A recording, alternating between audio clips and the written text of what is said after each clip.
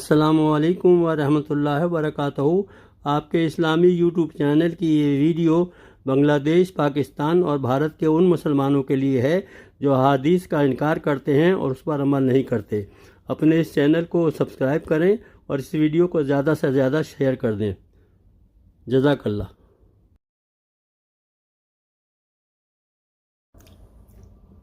پہلا فتنہ جو ہے وہ اکثر لوگوں کو جلدی سمجھ میں آ جاتا ہے، انکار حدیث اور انکار سنت کا فتنہ سمجھ میں نہیں آتا۔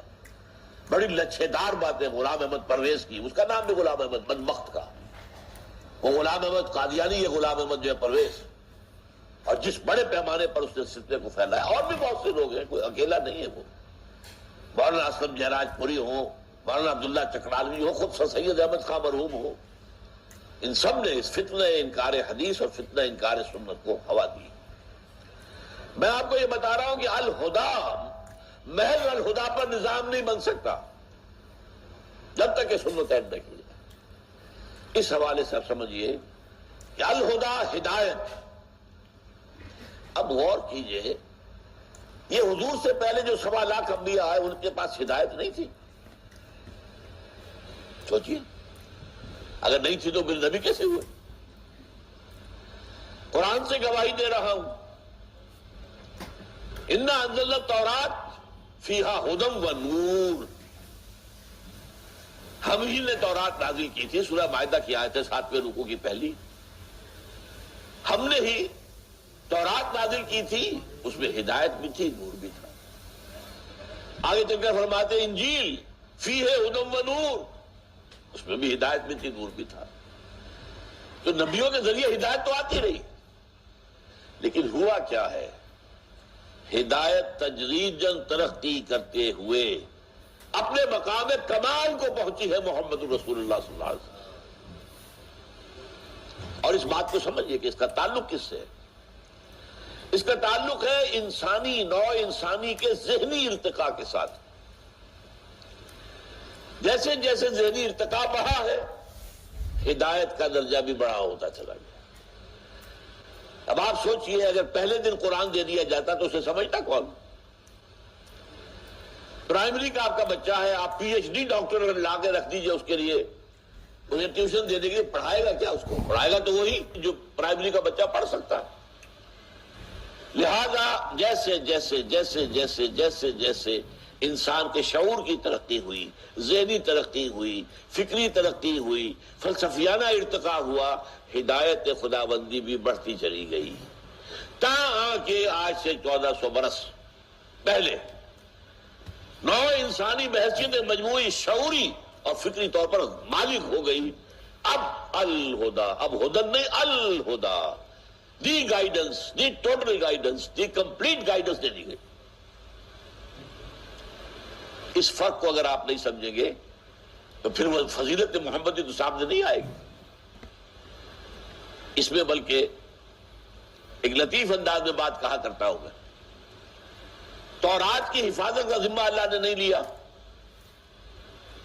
اگر اللہ ذمہ لیتا تو کیا تورات میں تحریف ممکن تھی؟ انجیل کا ذمہ نہیں لیا۔ اگر اللہ ضمانت دیتا انجیل کے اندر تحریف نہیں ہو سکتی تو کون بھائی باپ تھا جو کر سکتا تھا؟ یہ نہیں کر سکتا۔ بھائی باپ تھا جو کر سکتا تھا؟ یہ نہیں کر سکتا۔ اور اگر برا نہ مانے، اگر اللہ نے قرآن کی ضمانت نہ دی ہوتی، انا نحن نزلنا الذکر وانا لہ لحافظون، ہم ہی نے یہ الذکر نازل کیا ہے اور ہم ہی اس کے وہ حافظ ہیں۔ پہلا ٹکڑا تورات کو بھی اپلائی کرے گا، انجیل کو بھی اپلائی کرے گا۔ تورات کس نے نازل کی؟ اللہ نے کی۔ انجیل کس نے نازل کی؟ اللہ نے کی۔ انا لہ لحافظون ان کے لیے نہیں آیا۔ تو میں کہا کرتا ہوں ایک لطیف انداز میں کہ تورات اور انجیل کو یہ حق حاصل ہے کہ وہ اللہ کی جناب میں فریاد کریں کہ یہ ہمارے ساتھ سوتیلی بیٹیوں والا سلوک کیا آپ نے۔ قرآن بھی تیری کتاب، اس کو تو حفاظت نہیں، ہم تیری کتابیں ہمیں حفاظت نہیں دی، کیوں؟ کیوں؟ اس کا جواب کیا ہے؟ بھائی ابھی تو انسان ذہنی ارتقاء کے مراحل سے گزر رہا تھا، یہ انٹرم پیریڈ کی ہدایات تھی جو دی گئی۔ آپ کو معلوم ہے تورات کے لیے سب سے بڑا لفظ کیا ہے؟ 10 کمانڈمنٹس، احکام عشرہ۔ ابھی انسان اتنا بالغ نہیں تھا کہ حکمت کو سمجھ سکے، احکام دے دیے، یہ کرو یہ نہ کرو۔ یہ تو آپ چھوٹے بچے کو بھی دے سکتے، یہ کرو یہ نہ کرو۔ ہاں یہ کیوں کرو یہ کیوں نہ کرو، یہ تو چھوٹے بچے کی سمجھ میں نہیں آئے گا۔ لہذا قرآن مجید میں وہ ہدایت ارتقا کرتی ہوئی درجہ بدرجہ صحف ابراہیم سے ہوتی ہوئی، پھر تورات سے ہوتی ہوئی، پھر زبور سے ہوتی ہوئی، پھر انجیل سے ہوتی ہوئی، وہ آ کر قرآن میں کامل ہو گئی۔ یہ ہدایت کاملہ جو ہے یہ ہے حضور صلی اللہ علیہ وسلم کی فضیلت کا مظہر اول، یہ ہے تکمیل نبوت کا مظہر اول۔ مظہر دوم کیا ہے؟ دین حق،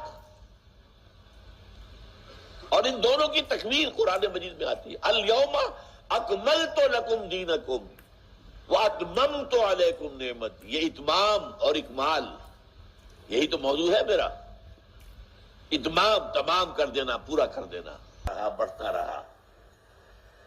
یہی وجہ ہے جب دین کامل ہوا ہے محمد رسول اللہ پر صلی اللہ علیہ وسلم، الیوم اکملت لکم دینکم واتممت علیکم نعمتی ورضیت لکم الاسلام دینا۔ اب کہا ہے مسلمانوں تم پر ہم نے یہ لازم کیا، قائم کرو ان اقیموا الدین ولا تتفرقوا فیہ، دین کو قائم کرو۔ یہ ہم نے تمہیں نظام اس لیے نہیں دیا تلاوت کر لو اور ثواب لے لو، اللہ اللہ خیر صلی اللہ، پھر بند کیا جزان، اس کو بوسہ دیا اور رکھ دیا۔ آیت پڑھ لی، السارق والسارقۃ فاقطعوا ایدیہما، ثواب تو مل گیا، ایک ایک حرف کے 30 نیکیاں حضور نے فرمایا۔ گن لیجیے کتنے حروف آئے اس آیت کے اندر، کتنی نیکیاں ہو گئی، عمل تو نہیں ہوا۔ سود کی آیتیں آپ نے پڑھ لی، سود کو نکال تو نہیں سکے۔ پورا معاملہ کیا ہے؟ قائم کرو اس نظام کو۔ یہ ہے در حقیقت یہ رسالت محمدی کا معاملہ ہے، لیکن ابھی میں نبوت محمدی کی بات کر رہا ہوں۔ تکمیل نبوت، الہدا مکمل، ہدایت آتے آتے آتے آتے مکمل، دین نظام ہوتے ہوتے ہوتے ہوتے ساری جو سوشل ایوولوشن کا پروسیس ہے اس سے گزر کر دین حق، الیوم اکملت لکم دینکم واتممت علیکم نعمتی ورضیت لکم الاسلام دینا۔ یہ دو مصدر ہیں نبوت کے، مطلب نبوت ہے اللہ سے لینے والی چیزیں۔ اللہ سے محمد کو کیا ملا؟ الہدا، ہدایت کاملہ، ہدایت تامہ، ہدایت ابدیہ، تا قیام قیامت یہ ہدایت ہے۔ اور نمبر 2 دین حق جو کامل ہے، جو کیا گیا محمد رسول اللہ پر۔ اب آئیے رسالت کا،